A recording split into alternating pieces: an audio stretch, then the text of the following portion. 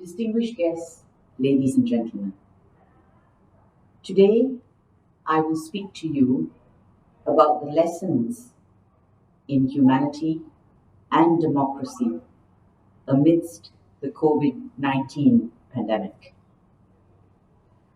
The lockdown in 2020 brought to the fore the many fault lines that exist in our society. It also highlighted the severe impact our hectic lives and our greed have had on our environment. During the lockdown, we saw clear blue skies, the sound of birds singing, less air pollution, and less noise pollution.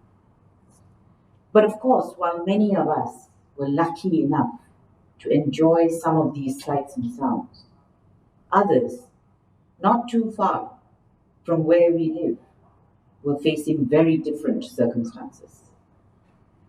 This includes those who are less visible or invisible, or who live in the shadows in our society. The inequalities that exist and which were exacerbated due to the pandemic reflects the true state of affairs in our society. It is something we cannot ignore.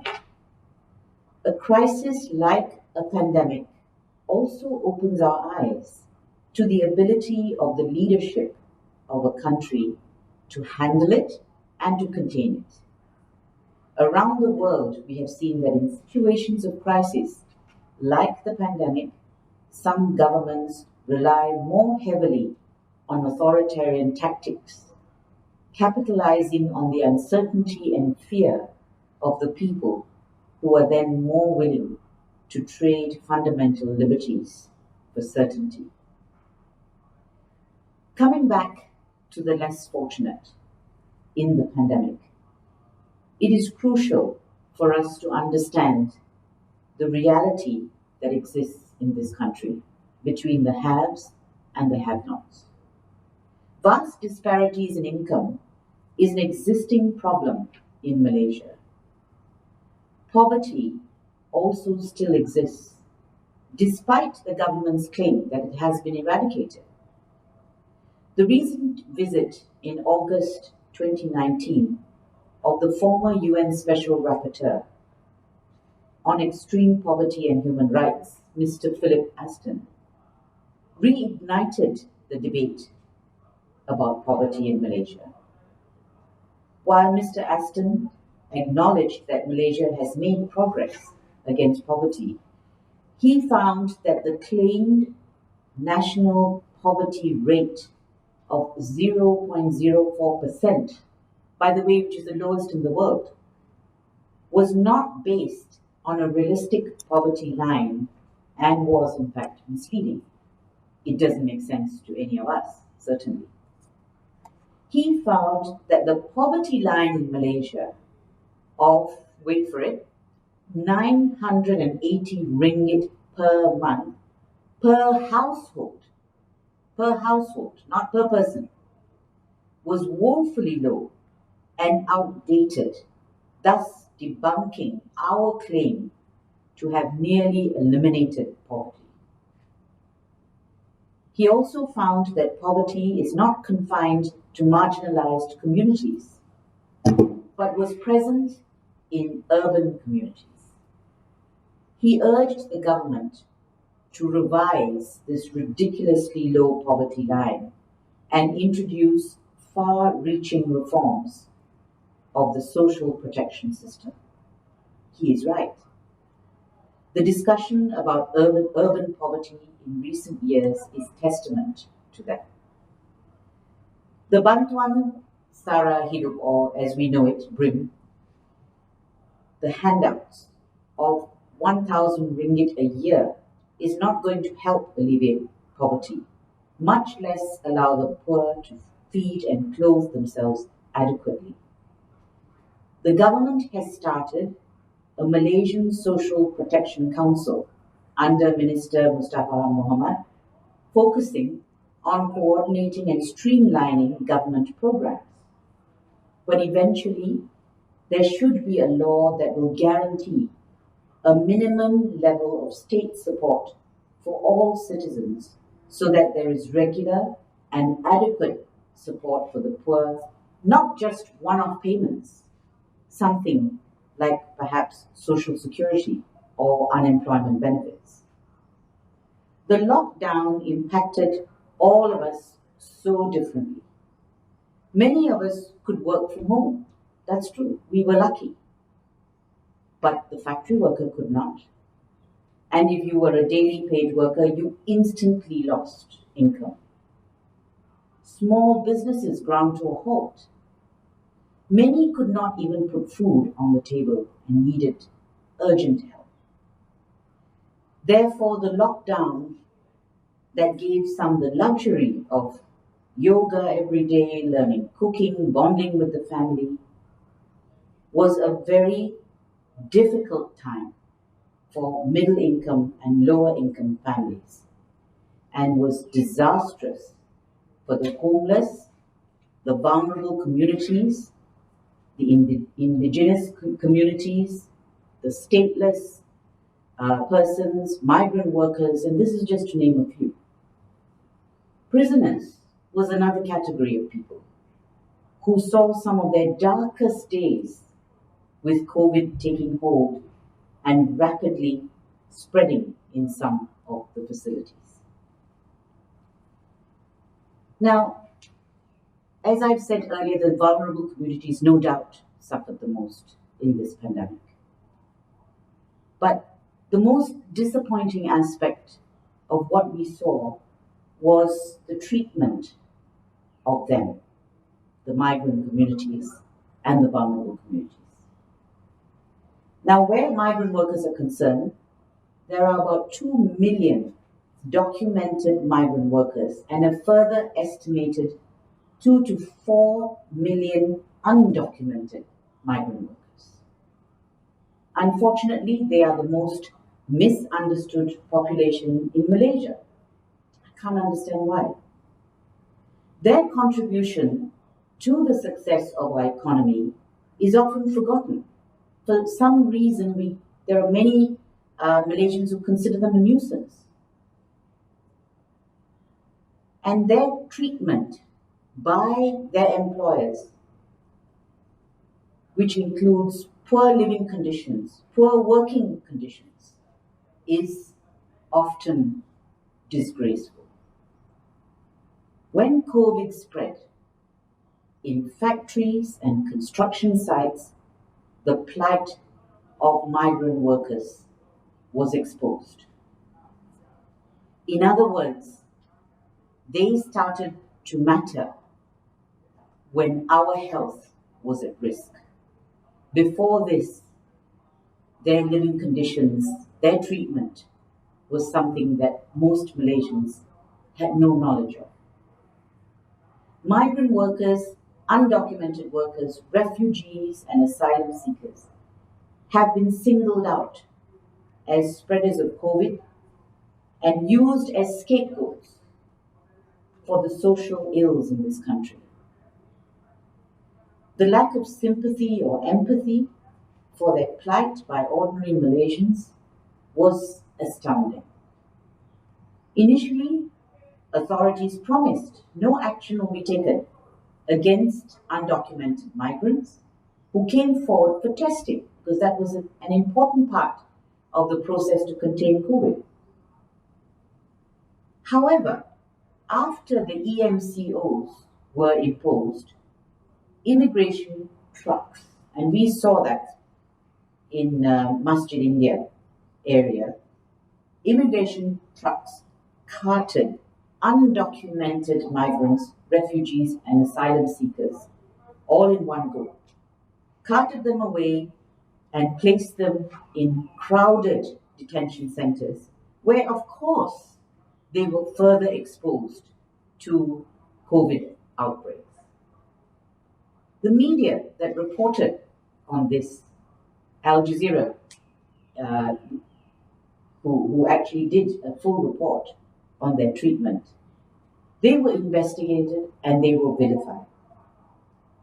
The migrant worker, Muhammad Rehan Kabir, who spoke out on Al Jazeera about the treatment of all of these migrant workers, was hounded and then unceremoniously bundled off back to his country.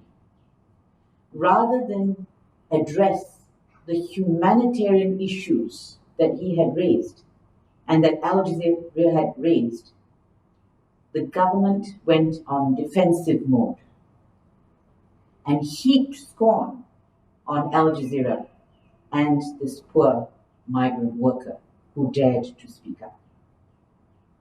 Then there were social media campaigns which I couldn't understand. I've never seen this, or I rarely see this. The public response was alarming. What they did on the social media was they vilified this community, the migrant community. There was a campaign calling certain migrants dirty and calling for them, refugees and asylum seekers in particular, to be pushed back into the sea if they came by boat. I was so shocked by this. We decry racism. Many of us decry racism in this country. We don't think it should exist at all. And yet, we were prepared to heap racism and extreme comments upon this vulnerable community, asking for them to be sent back. Of course, I have focused my comments here on a few communities, a few vulnerable communities, but we know there are many others who suffer similar indignities. These indignities are really a violation of human rights. And I know that for many, human rights is a dirty word. Human rightism, someone coined this phrase. And it has been attacked publicly by many leaders because they find human rights a nuisance, because it takes effort to be humane. But let me just read the first paragraph of the Universal Declaration of Human Rights. It says, whereas recognition of the inherent dignity and of the equal and inalienable rights of all members of the human family is the foundation of freedom, justice, and peace in the world. This is from the Universal Declaration of Human Rights. That's what human rights is about. It's about treating people with dignity.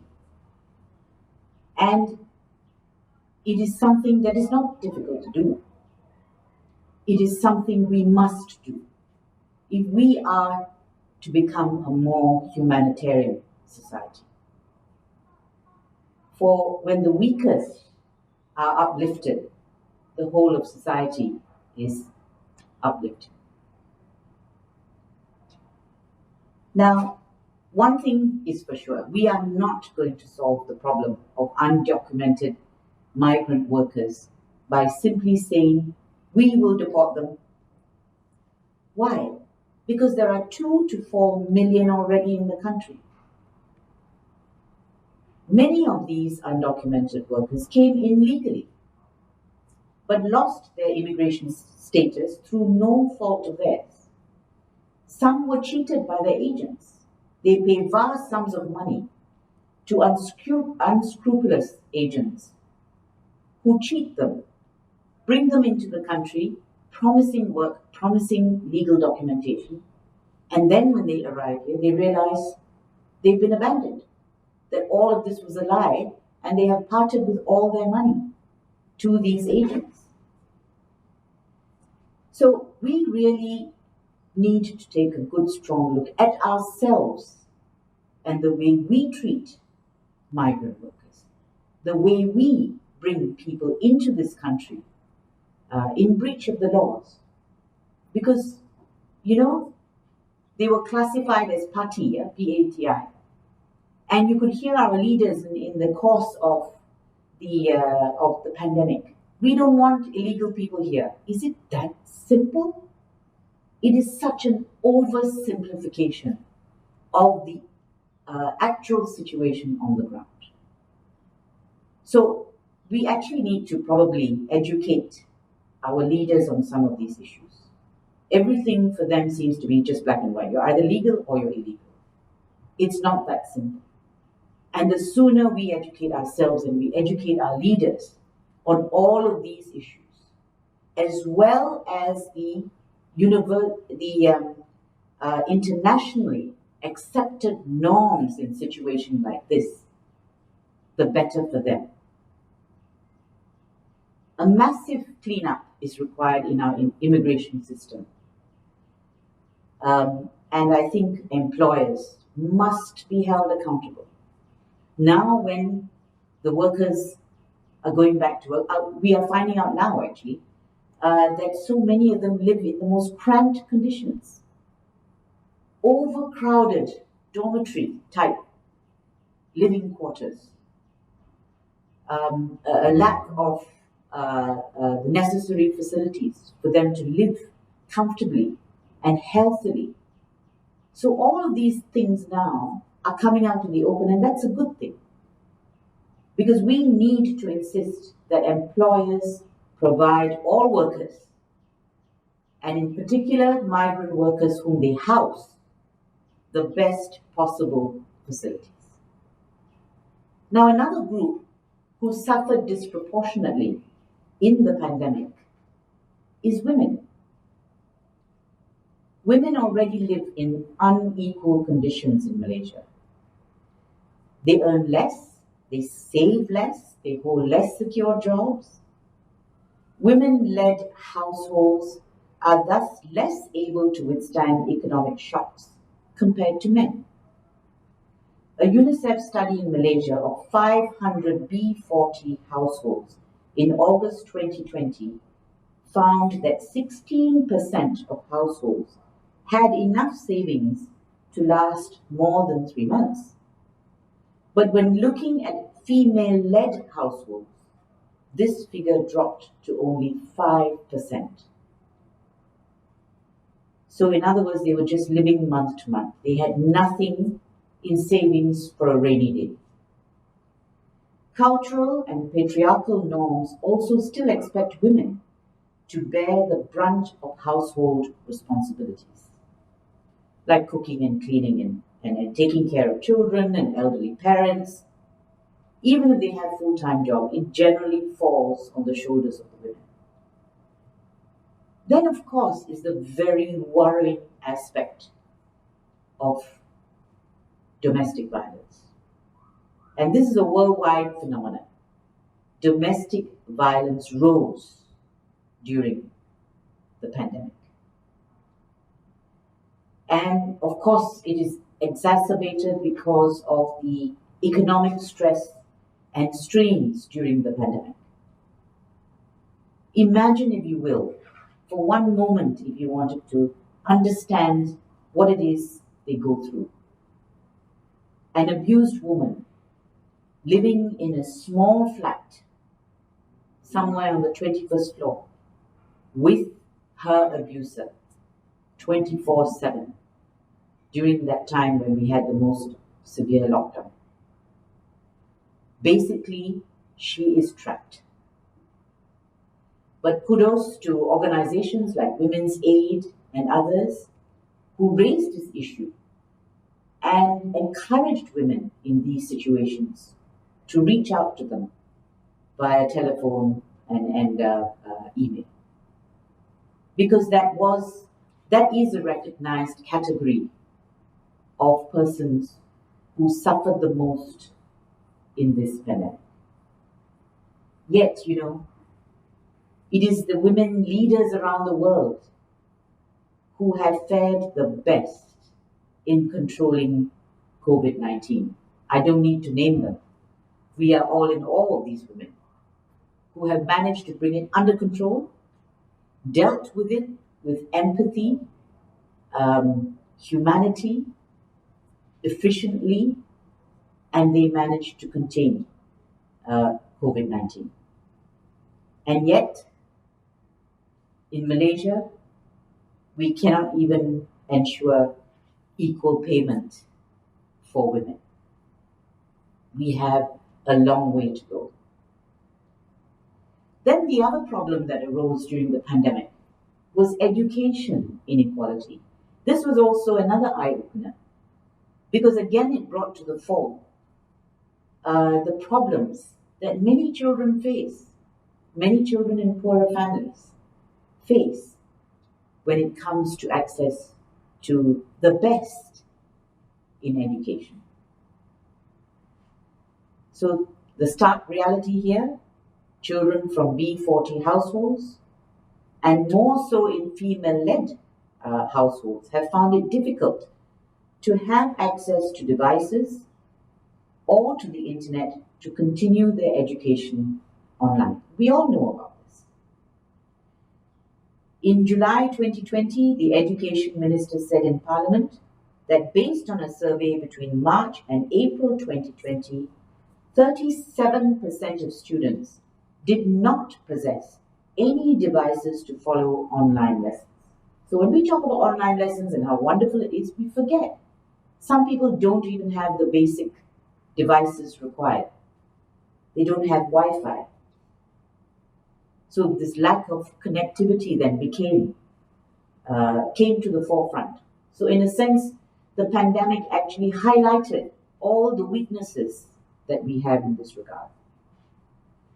We all know about Viviana Mosibin, who camped overnight in a tree in Sabah to get data signal to do a test.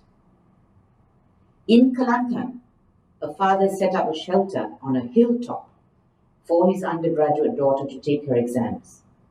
Some parents have also had to take their children after school to sit outside so that they can use the school Wi-Fi.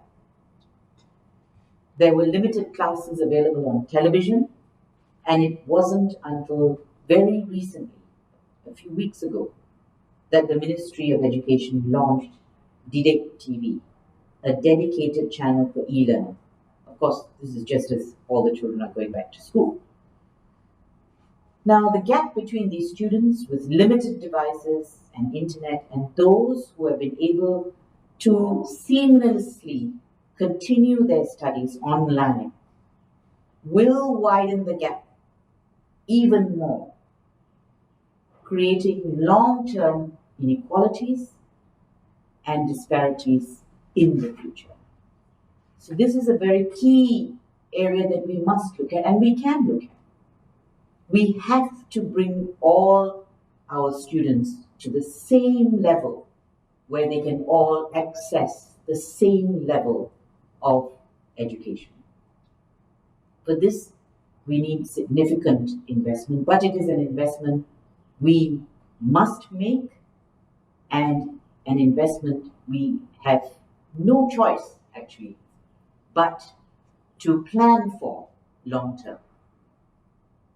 Now I want to come to a topic that scientists will appreciate. Climate change. What has climate change got to do with the pandemic? I explain. Now, I started out earlier by speaking about clear blue skies. You remember those days right at the beginning. While writing this article, of course, unfortunately, I noticed the haze creeping back. I don't know if all of you have. Caused by our own open burning in the Kuala Langat forest area. Our actions have caused this, and we immediately see the impact. Blue skies cannot last if we don't do what it takes to keep them that way. Now, we have been warned that the scale of global disruption unleashed by COVID is nothing compared to what climate change will do. Now, Bill Gates, who predicted the pandemic, by the way, many years before it happened, Bill Gates recently said, and he has shifted his focus to climate change. He has written a book on it. And he said this: there are two numbers you need to know about climate change. The first is 51 billion. The other is 0. 51 billion is how many tons of greenhouse gases the world typically adds to the atmosphere every year. 0 is what we need to aim for to stop the warming and avoid the worst effects of climate change. That's the task ahead. That's the task ahead. And we have very little time to reverse the damage that we are doing. I would now like to play a video for you to illustrate the point.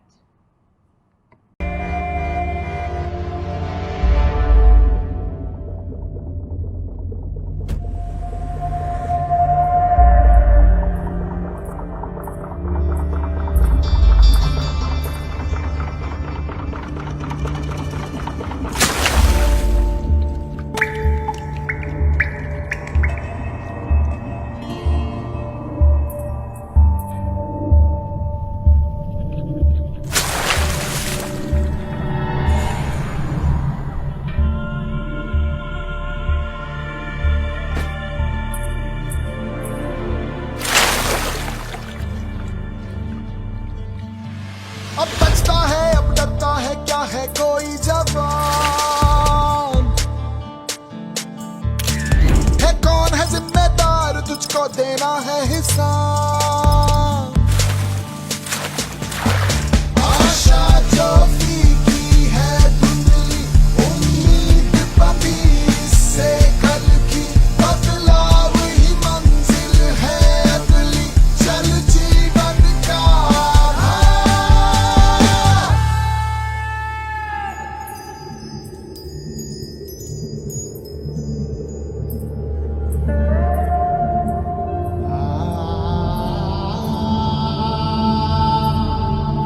ए लड़की, ए रुक।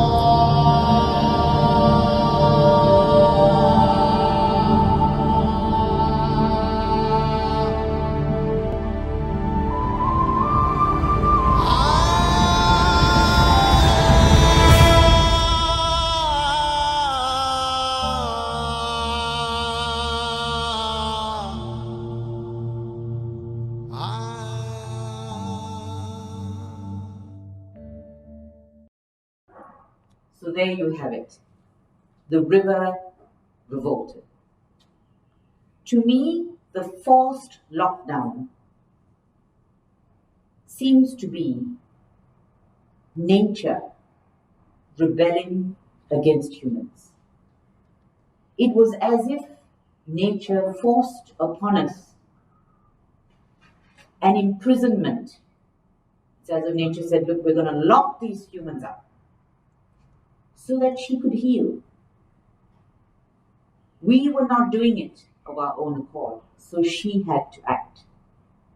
If you had to imagine nature having a voice in this. In Malaysia, we're not serious about climate change. We're not serious about pollution reduction. We may have pockets of people who talk about it, but not enough is being done. We have too many instances of our water sources being polluted. Those of us who live in the Klang Valley will be all too familiar with the water cuts in Selangor for days on end, all because of contamination. We are not the only state to face a water crisis, though. Data from the Department of Environment showed that in July 2020, 16 of the 25 country's dirtiest rivers were to be found in Johor. As most of Johor's raw water supply is sourced from rivers, activists warn that a severe water crisis is looming if this issue is not addressed. Of course, none of us can forget the March 2019 pollution of the Kim Kim River in Johor when chemical waste was illegally dumped into the river, releasing toxic fumes. And in fact, this is one of the key reasons why rivers get so polluted, particularly where factories are built on the or are near the riverbank. Now, these toxic fumes poisoned hundreds of school children, landing them in hospital, some into the ICU, with breathing difficulties and vomiting. While a few people have been prosecuted for these toxic spills, the question is why they keep happening again and again and again. Evidently, those that are caught are just a small proportion of the number who are actually involved in illegal dumping. Clearly, there is ineffective enforcement, possibly corruption, that leads to this illegal dumping. Now, as long as the illegal dumpers think they will not get caught, or that they will get away lightly, or that they can buy their way out of the situation, this will never stop. So, honest enforcement must take place.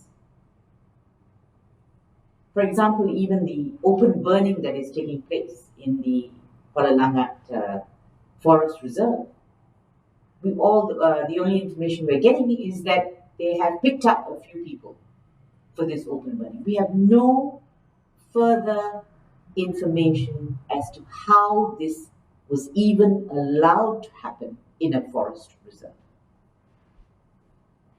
Now, the right to clean air, water, and environment is actually a constitutional right. That makes sense because it's all encompassed under the right to life. And that must be right, because what is life if you have to suffer the consequences of pollution and climate change? A 1996 judgment held that Article 5 of our federal constitution, that's a right to life, includes the right to live in a reasonably healthy and pollution-free environment. Some countries have even amended their constitutions to incorporate this right, the right to clean air and water. Why can't we do it here? We've done an amendment previously where we brought in non-discrimination against gender. That was a big step. It was a long time ago. But now, given our current situation, this amendment is something that we must have a conversation about. We must learn our lessons from this pandemic and take the climate crisis seriously. Our food security, by the way, is another important issue. And I would urge the scientists to look into this more carefully. Were you aware that we imported nearly 50 to 60 billion ringgit worth of vegetables, many of which we can grow locally? So it is an unsustainable situation. And we need to focus on agriculture and farming and bring in sustainable methods to elevate the farming methods and the farming community. So, access to clean water and the air that we breathe are basically under increasing threat. That will lead to problems in the economy, education, healthcare. There is research to show that there is definite temperature increase in Malaysia. It's evident from what we're seeing around us, but there are papers written about it. And there is a discussion that it affects healthcare because it increases diseases. It increases dengue, for example. So everything will be impacted. We're not seeing it now as much, but it will happen. And it is already happening. But it will be even worse if we don't do something about it. And of course, drier weather means more forest fires. Although the recent one is nothing to do with dry weather, it was a deliberate act. So, and that in turn affects air quality. We know that too, because that's what we get from the Indonesian forest fires, where it is not even just that it's not even contained within one country, it affects the whole region. So, despite the stark realities of climate change, we are still talking about land reclamation in Penang and Malacca and other parts of Malaysia, knowing that it will affect fishing stock and biodiversity.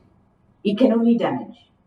Land reclamation cannot do any good to life in the sea.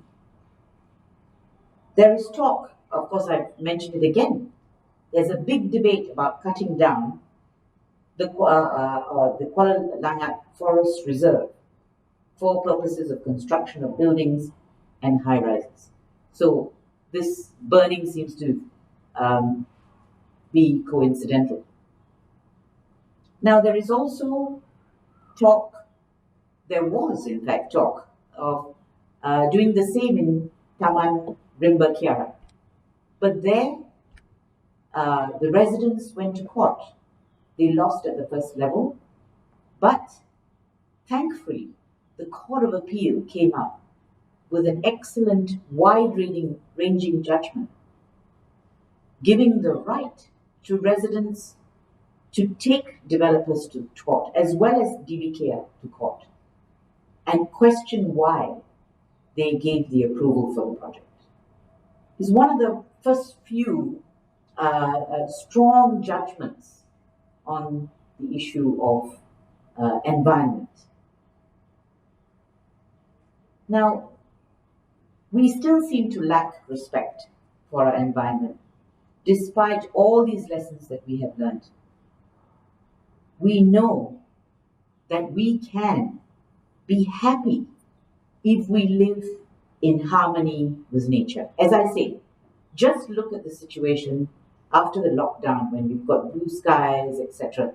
The air cleared. And so quickly we could destroy it when we allowed the open burning.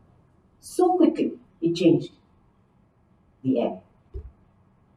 So we know what we can have. We have seen it. Because the skies were clear of aeroplanes, and so, as I say, nature just wanted to shut us all down, shut the humans down, so that she could heal. And we saw what that looked like. And yet, my real worry is that we're not going to care, and that we're going to proceed with all these projects that will destroy the environment. As I say, we know where we can be if we live in harmony with nature. If nature is happy, we will be happy. Now, when I spoke to young people, I can tell you what concerns them, and I asked them, what is it that concerns you most about the world today? Their answer very quickly, climate change. A majority of them, climate change. They are really worried and concerned. And they are anxious about the issue of climate change. I don't blame them. Look at what we've done to the planet that we're handing to them.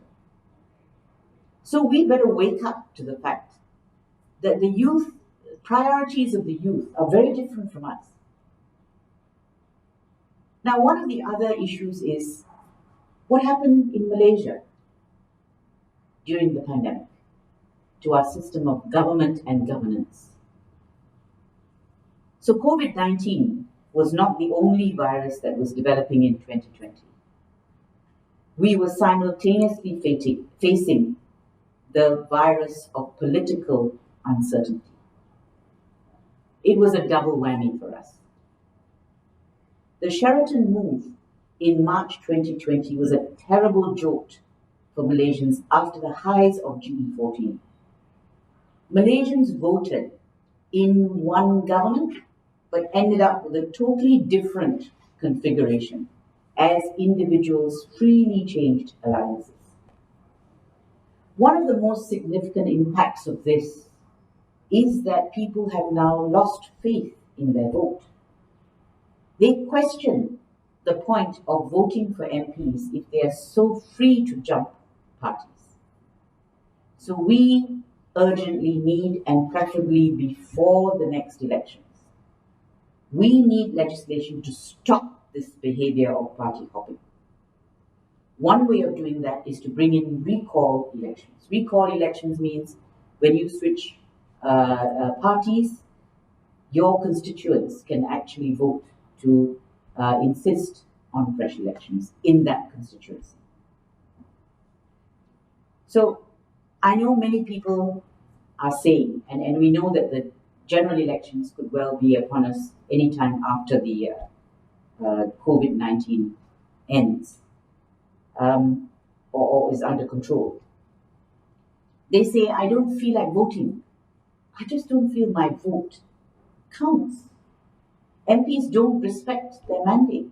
They do what they want. They behave as they like. I urge all Malaysians, please, don't make that mistake. All Malaysians who are eligible to vote must vote. Please vote.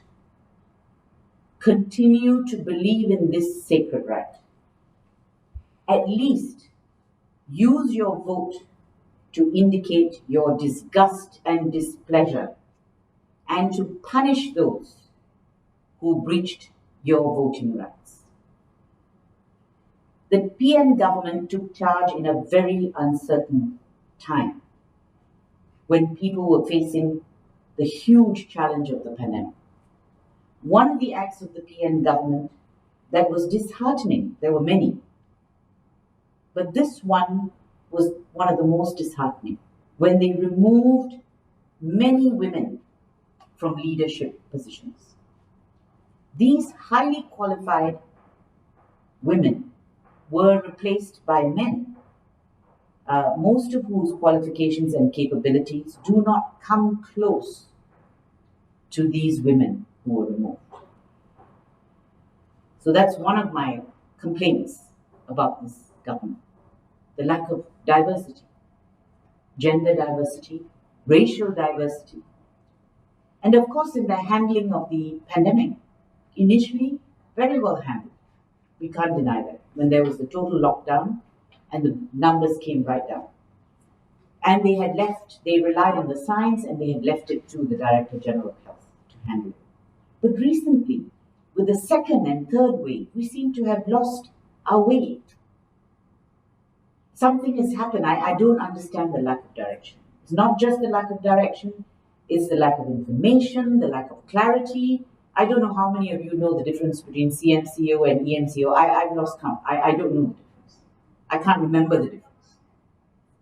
Then, of course, there are U-turns, SOPs changing, last-minute announcements, and so many missteps and indecisions. So, with the vaccine rollout, what is it we're seeing now? And this, I have some concern for this. I'm all for the vaccine. I've registered for it. Well, I think I've registered for it because I'm not sure whether my Sejatra actually, it looked like they got my application, but apparently I need to update it again. So I'm all for the vaccination program, and I'm very, very concerned at the low take-up numbers. Not enough people have been registering for the vaccine. Why is that? Of course, you can see the government going on and on about anti-vaxxers. It's not the anti-vaxxers alone. They may have some effect. But there seems to be a trust deficit where this is concerned. And this the government must address. And instead of which you get statements like, if you don't turn up after registering, we're going to prosecute you. And then, of course, you see the government using the heavy hand all the time. People who breach SOPs get fined, 1,000 ringgit. They can't, that's probably a whole month's salary for some. So, because they send out mixed messages, they're not being welcoming, they're not encouraging and bringing people on board for the vaccination. It's because they're using the heavy hand in many instances. And of course, there are other reasons, which we all know too well. People do not trust the program. And that is something the government must immediately address. Immediately. Give more information. Do it. Tell people more about the vaccinations. Not just, oh, you don't have any choice, we are getting these 5, that's it. You take it, or that's it. Explain it to them. Bring them on board. And I think lead by leadership. Lead by example. Follow the SOPs. You want us to follow the SOPs? Leaders, please follow the SOPs yourself. They don't, by the way. We've seen so many infringements of that and nothing happens to them. So these are the things that undermined the relationship between the government and the people at a time when that relationship is key to getting this pandemic under control. We also can see that the PN government took to issuing an emergency declaration, which in my view is immensely challengeable, and it's in court at the moment, so I'll say no more. That was not necessary. It looks like the only reason for it was, in fact, so that Parliament doesn't have to sit. And of course, we've recently heard from the Minister of Law that they're not sitting because people are vulnerable. Parliamentarians are vulnerable. I don't understand this. Everything else is opened up. This doesn't make sense. It's better not to give a bad reason than it's better not to give a reason than to give a bad reason. And this is a bad reason. So there have been many infringements and inroads into some of our rights. We don't see any progress in the enacting of legislation or in the